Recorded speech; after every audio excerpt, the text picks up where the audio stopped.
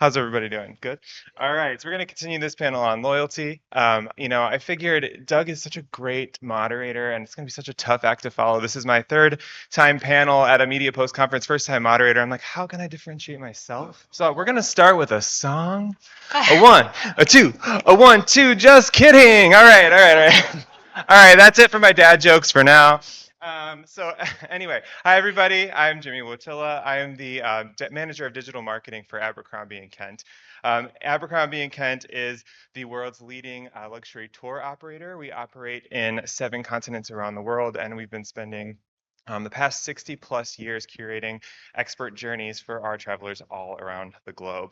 At A&K, we think deeply about how to build lasting and meaningful connections with our travelers, and that's why I'm really excited to be sitting up here talking about loyalty with my lovely panelists. So I'm going to give them a second to go ahead and introduce themselves, talk about their roles, and give a brief overview of their loyalty programs. Take it away. Cool. Hi, everyone. Max Shrier, I'm our Director of Loyalty Partnerships at Choice Hotels. So my main focus is on building partnerships that deliver value to Choice Privileges members or loyalty program members, the partner that we're working with, and Choice franchisees.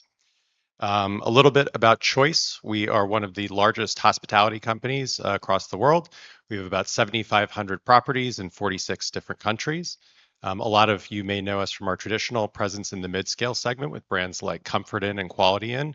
But we've grown quite rapidly over the past 10 or so years. We're now a major player in the upscale segment with brands like Cambria and our Radisson suite of brands, as well as in the extended stay market with brands like WoodSpring and Everhome.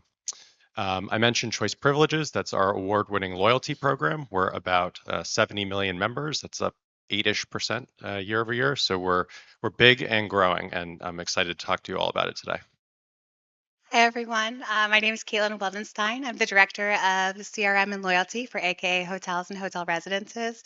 I don't normally sound like a heavy smoker. Allergies are killing me in Nashville. So if you don't know who AKA is, we are a luxury brand. We have 16 properties, mostly in the US. We do have one in London, and we are known for our boutique style accommodations and services. When you go into any AKA location, you will be automatically floored by the design factor, the warm service, and we're in some prime, amazing locations. Our loyalty program is unique. It's actually a paid membership model, and it's called Access AKA.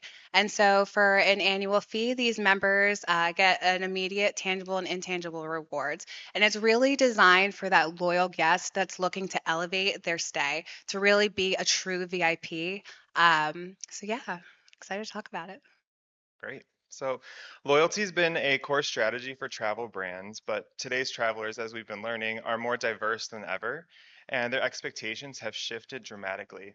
And to truly stand out, brands and destinations have to think beyond just the transaction and beyond the points. And that means crafting strategies that are more personalized, more inclusive, and more tech savvy, and above all, and probably most importantly, more human. How do we connect with people?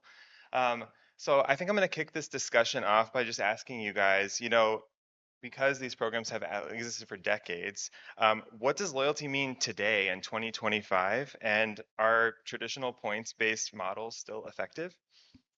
Yeah. The way that I think about it is loyalty starts with a really great guest experience. That's the best way to build loyalty. And now that looks different depending on the type of hotel that we're talking about, right? A really great guest experience at one of our Radisson Blu properties, where the hotel is really the star of the show, is going to look different than a stay at a Comfort Inn in Williamsport, Pennsylvania, that you're going to because of your son's travel baseball game. But what's consistent is how we treat guests and making guests feel valued and cared for, and also going above and beyond for our most loyal guests and giving them that really elevated level of experience. Now, to the second part of your question, right, like are points still valuable? I think the answer is yes, right? So delivering a really compelling program value proposition is still valuable for a good chunk of our guests. And at Choice, we just made some improvements to our point redemptions that make it easier for our guests to redeem those points. That's been a huge hit with our guests and our franchisees. So I think it's a little bit of both, delivering on the experience as well as kind of that compelling program proposition. So understanding how your guests orbit within the context of your brand. Exactly. Yeah. Exactly. Awesome. Caitlin, how about you? Yeah, I think that It's funny because I think we tend to focus on, points or is it a membership model? I think as 2025 and beyond, you're going to start seeing a shift in loyalty, not necessarily in the structure of the programs, but in what the rewards are, right? So, and you're starting to see it already with big experiences. Everybody wants experiential, especially as millennials become like the new main target for us. Gen Z wants something completely different than the millennials want. And so, being able to really understand who the modern consumer, the modern guest is, and then being able to deliver on what they want and what they expect. It's hard because in 2025 we all have cell phones, right? We're all instant reporters. We want stuff that we can share and we can brag about. And so as hotels, we need to be able to provide stuff for them to brag about. And you're already seeing it. And it doesn't matter if it's small or big companies. Hilton, for example, Hilton Honors, they're offering experiential rewards. People are still obviously going to take advantage of, the discounts or the savings or, the free cocktails. But if you can offer experiences and really make that stay even better, that's what people want. So it's not so much a shift in the program structure as you are going to see on what the rewards are. Back in the day, it was transactional, right? And that was how loyalty was set up. And you think about it as yes, you want to reward that behavior, but is that really driving loyalty? At the end of the day, you are just rewarding, hey, you made this purchase, great. It doesn't feel personalized, and then it's done. You want to be able to create that emotional, raw connection.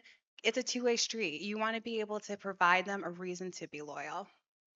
Well, it's a perfect segue into our next section, which is really personalization and relevance. I think we heard a lot yesterday just about relevance and how we, tackle this crowded marketplace. We attended a great roundtable by Kristen yesterday about that same topic. So, Caitlin, let's stick with you on this. How are your loyalty strategies evolving to reflect the changing traveler demographics and behaviors?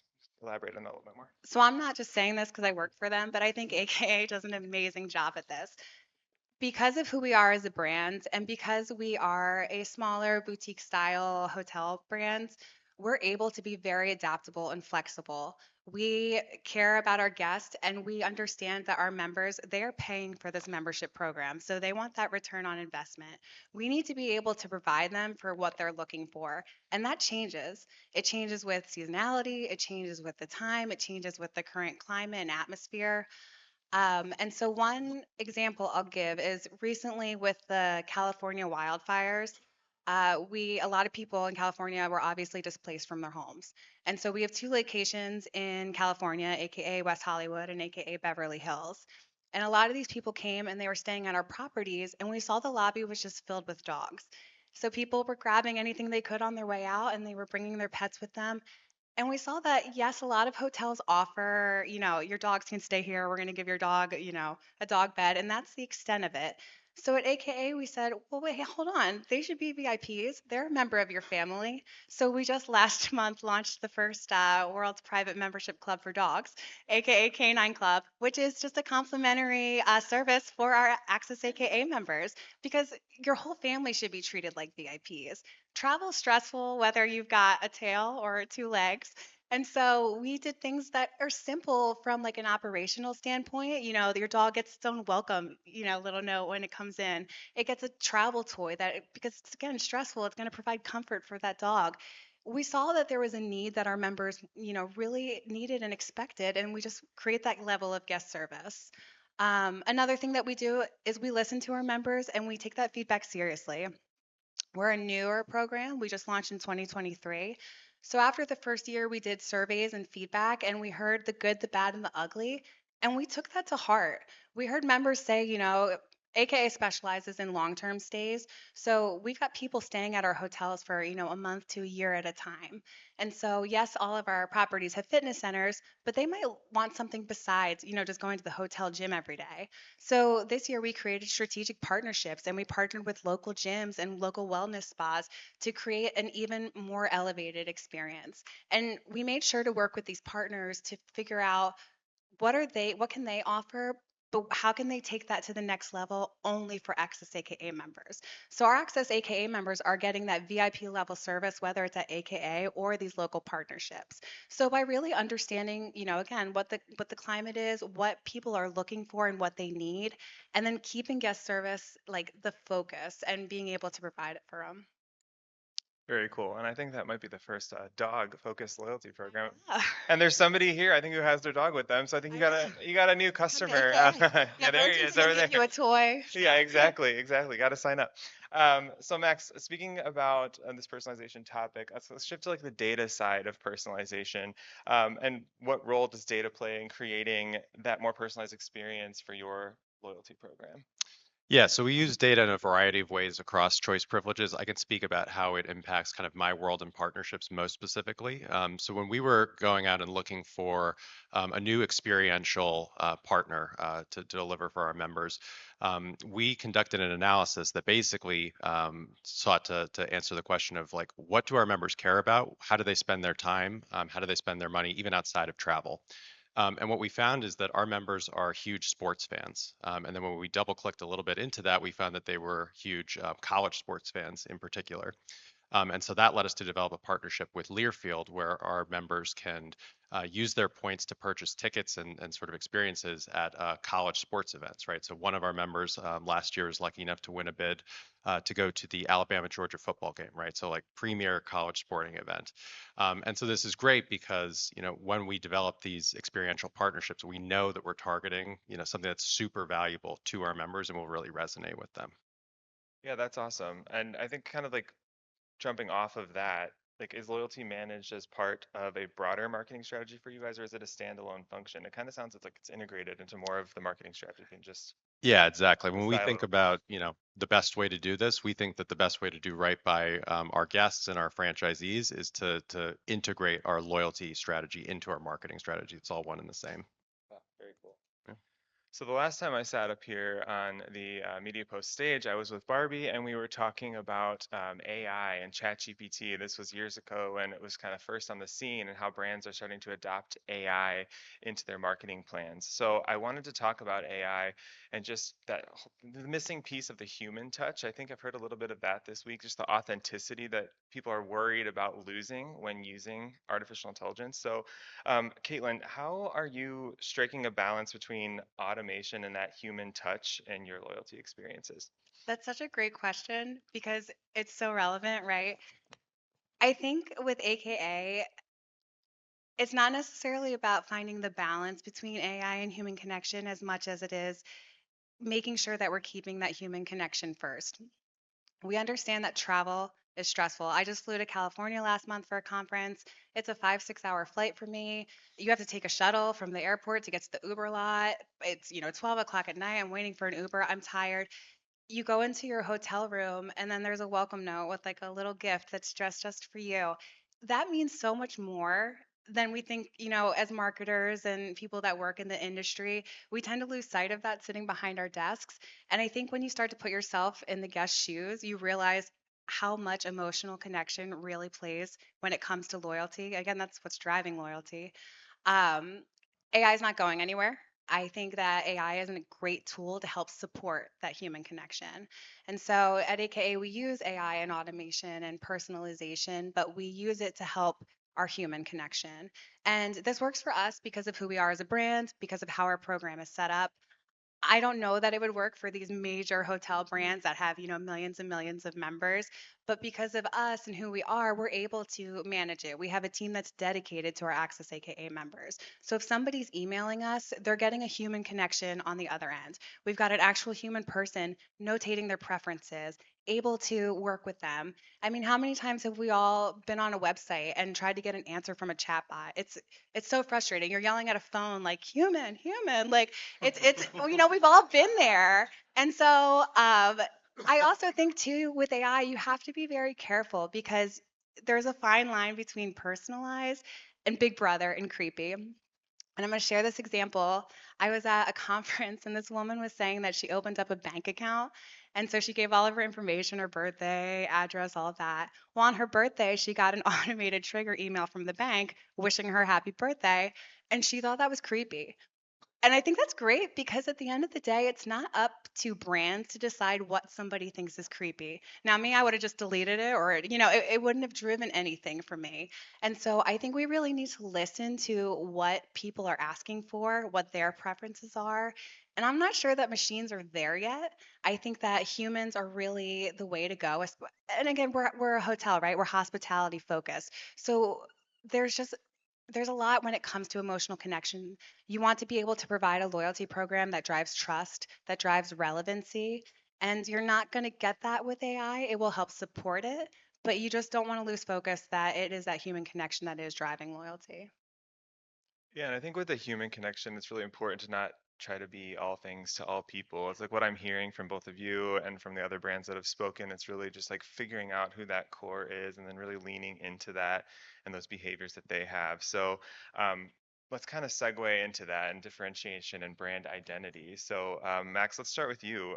What have you experimented with your own loyalty program in the vein of like non-traditional tactics, such as emotional loyalty and community building? Yeah.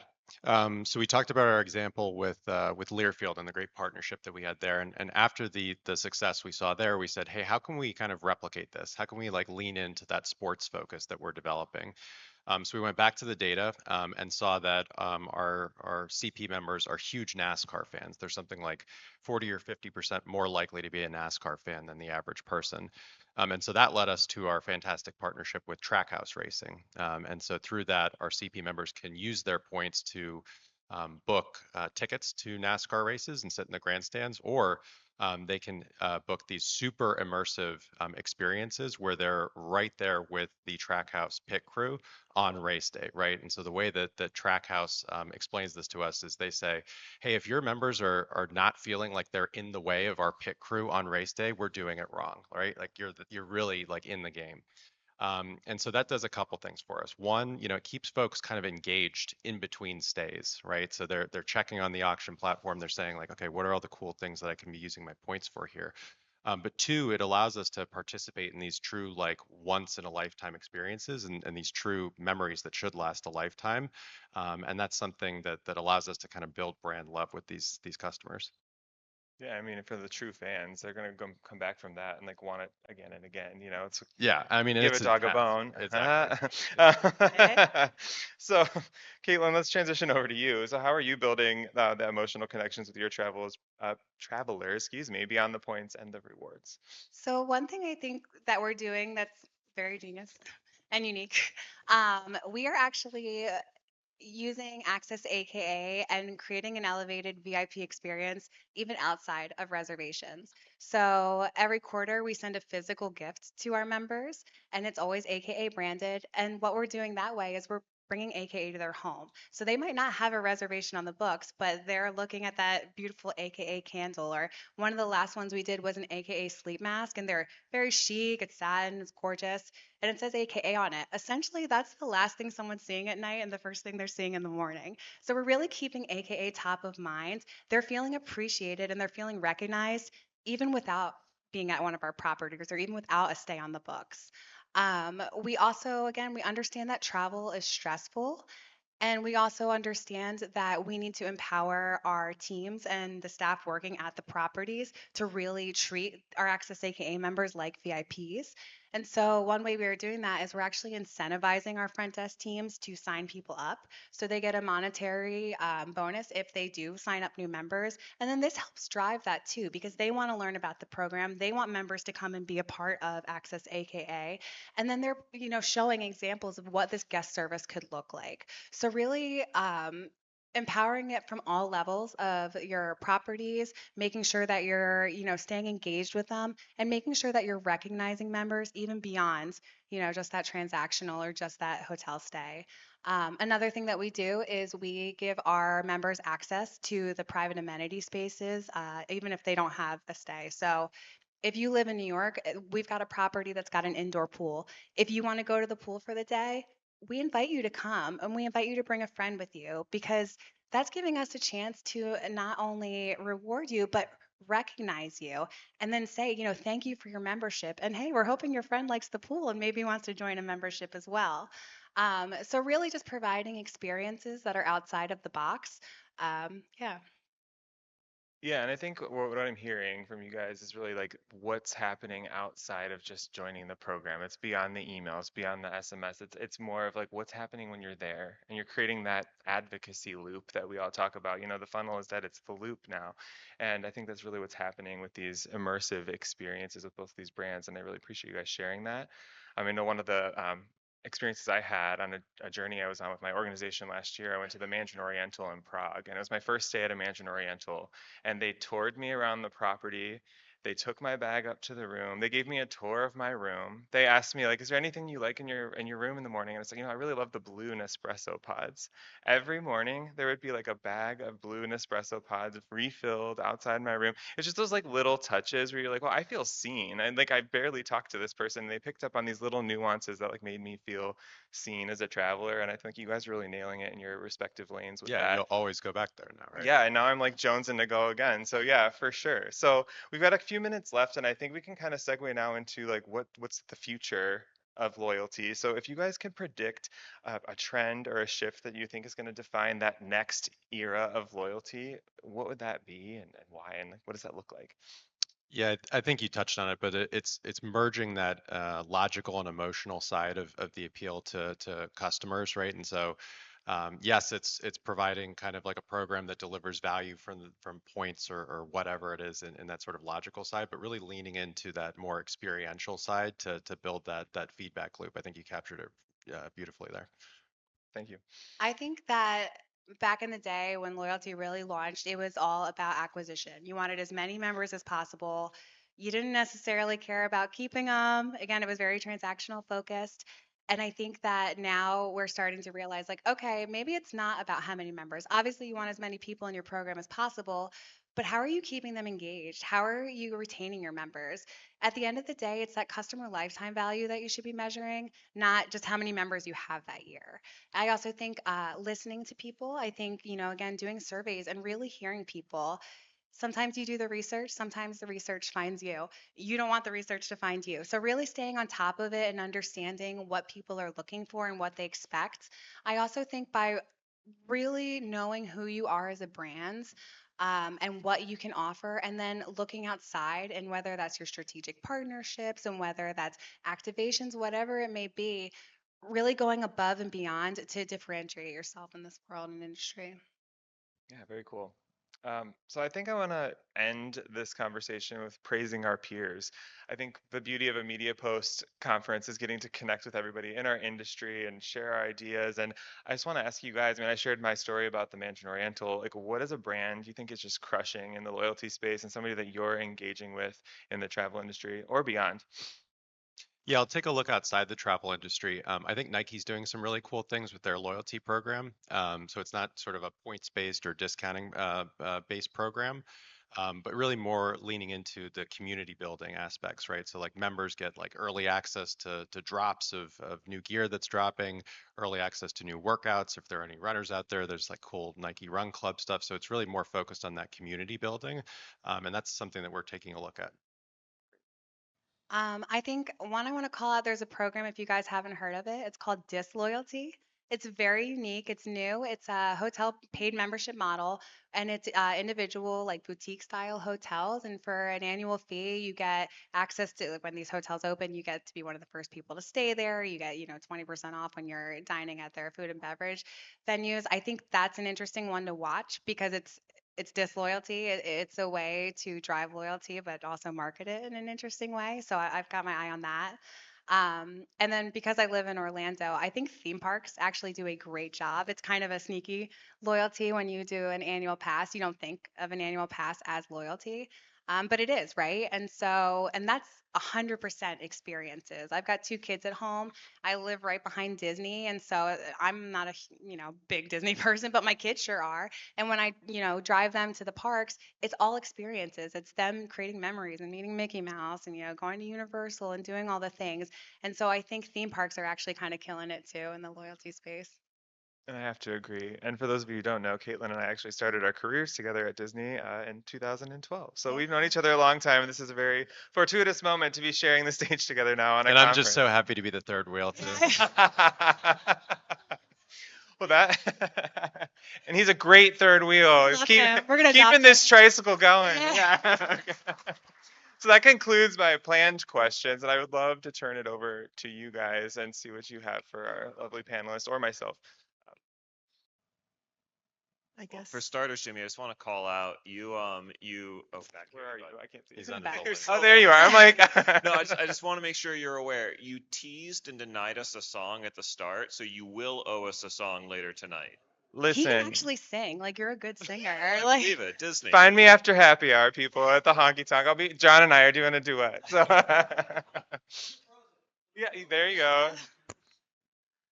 I'll take a question. Hi everyone. I'm Barbie Romero of Media Post. For your loyalty program, you said it was paid.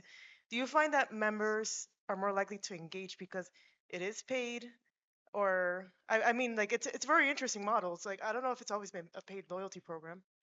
yeah, I will say I think that does drive engagement, right? Because you're paying and you want to see that return on investment.